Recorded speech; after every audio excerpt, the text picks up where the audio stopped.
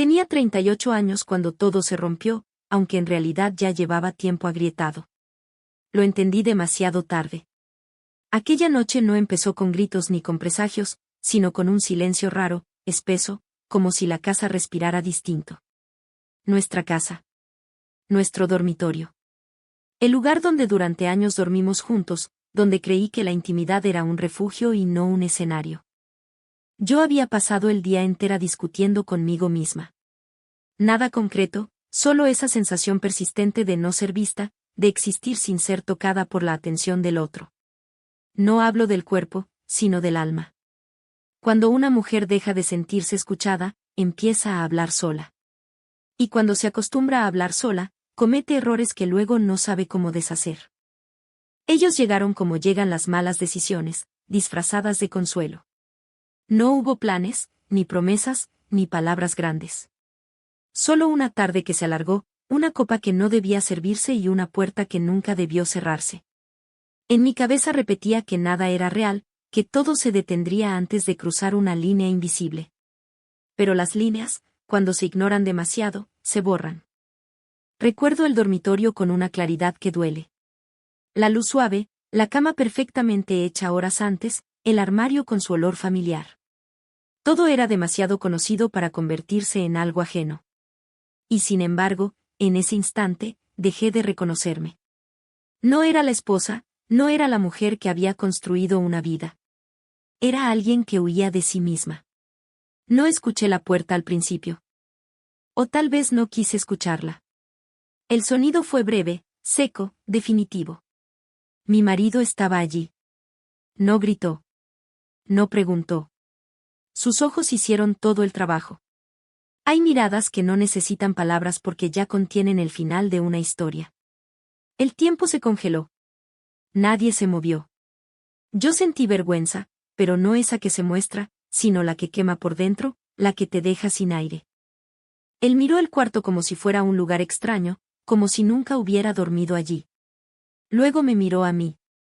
Y en ese momento supe que había perdido algo que no volvería jamás. Se fue sin cerrar la puerta. Ese gesto fue peor que cualquier reproche. La casa quedó en silencio otra vez, pero ya no era el mismo silencio. Era uno lleno de juicio, de recuerdos, de preguntas que no tendrían respuesta.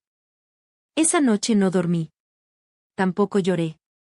Pensé en todo lo que habíamos construido y en lo fácil que había sido romperlo en un instante. Pensé en mi edad, en el tiempo que no vuelve, en cómo una decisión puede dividir una vida en un antes y un después. A la mañana siguiente empezó el proceso.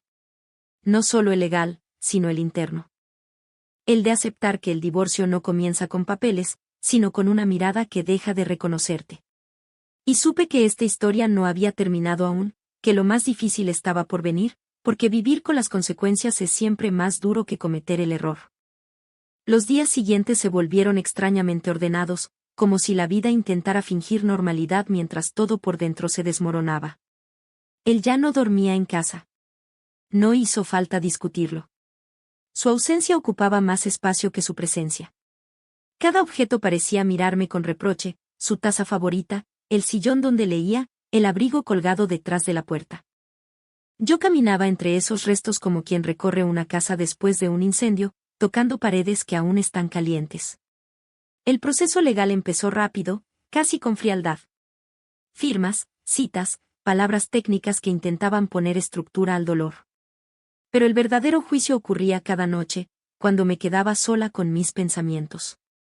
Ahí no había abogados ni testigos, solo mi conciencia repitiendo la misma pregunta, ¿en qué momento dejé de cuidar lo que tenía? Intenté justificarme, claro. Todos lo hacemos.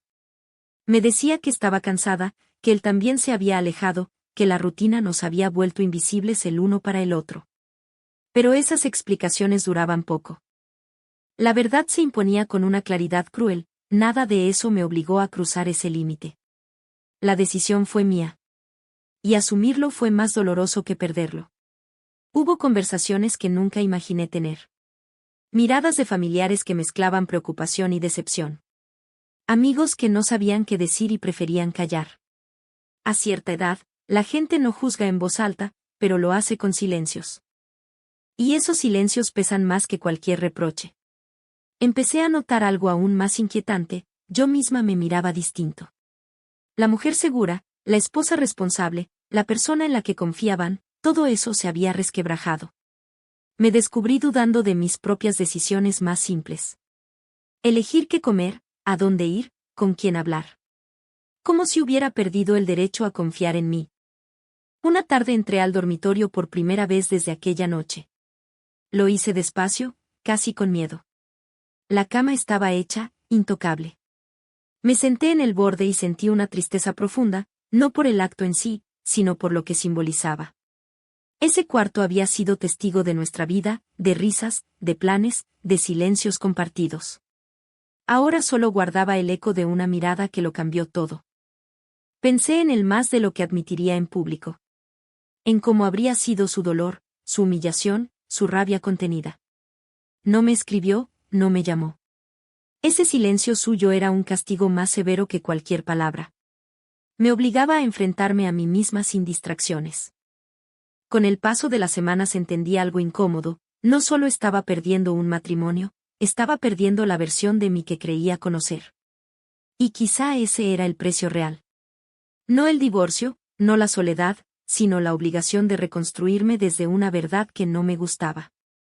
Y cuando creí que ya no quedaban sorpresas, ocurrió algo que terminó de cambiar mi manera de ver todo. Un encuentro, una frase, una decisión suya que no esperaba. Fue entonces cuando comprendí que el final de esta historia no sería como yo lo había imaginado, porque a veces las consecuencias llegan más tarde, cuando uno cree que ya ha pagado suficiente. El día que firmamos los últimos papeles no sentí alivio. Tampoco tristeza inmediata. Fue una calma extraña, como cuando termina una tormenta y el aire queda demasiado limpio. Él estaba frente a mí, serio, correcto, distante. No había odio en su rostro, y eso fue lo que más me dolió. El odio todavía conecta, la indiferencia no. No intenté explicarme. Ya no tenía sentido. Entendí que hay errores que no se reparan con palabras, porque las palabras llegan tarde, cuando el daño ya aprendió a vivir solo. Nos despedimos con educación, como dos personas que se conocen de memoria pero ya no se pertenecen. Al salir, sentí que dejaba atrás no solo un matrimonio, sino una vida entera que ya no podía reclamar como mía. Pasaron los meses. Aprendí a vivir con menos ruido, menos excusas, más verdad. La casa se volvió más pequeña, o tal vez fui yo la que ocupaba menos espacio. Empecé a escucharme de verdad, algo que no había hecho durante años. Descubrí que la soledad no siempre es un castigo, a veces es una consecuencia necesaria. Un día, sin buscarlo, lo vi de lejos. Caminaba tranquilo, acompañado de una serenidad que antes no tenía. No me vio. Y en ese instante comprendí algo esencial, él había seguido adelante. No para herirme, no para demostrar nada, sino porque la vida continúa incluso cuando uno comete errores irreparables. Sentí un nudo en la garganta, pero también una aceptación profunda. Volví a casa y me miré al espejo. Vi a una mujer de 38 años con arrugas leves, ojos cansados y una historia pesada a cuestas. Pero también vi a alguien que había aprendido. Aprendido que la atención se cuida, que la intimidad se protege, que las decisiones pequeñas construyen o destruyen destinos completos. No me perdoné de inmediato. El perdón propio es un camino largo, especialmente cuando sabes que lastimaste a quien no lo merecía. Pero empecé a vivir con responsabilidad, sin mentiras internas, sin disfraces. Acepté que cargar con las consecuencias también es una forma de madurez. Hoy no cuento esta historia para justificarme. La cuento para advertir, para recordar que nada valioso se rompe de golpe. Se rompe poco a poco, con silencios, con descuidos, con elecciones equivocadas que parecen inofensivas. Y cuando uno abre los ojos, ya es tarde. Si algo aprendí es esto, el verdadero castigo no es quedarse sola, sino vivir sabiendo que una vez tuviste todo para ser feliz y no supiste protegerlo. Esa lección no se olvida. Se lleva para siempre.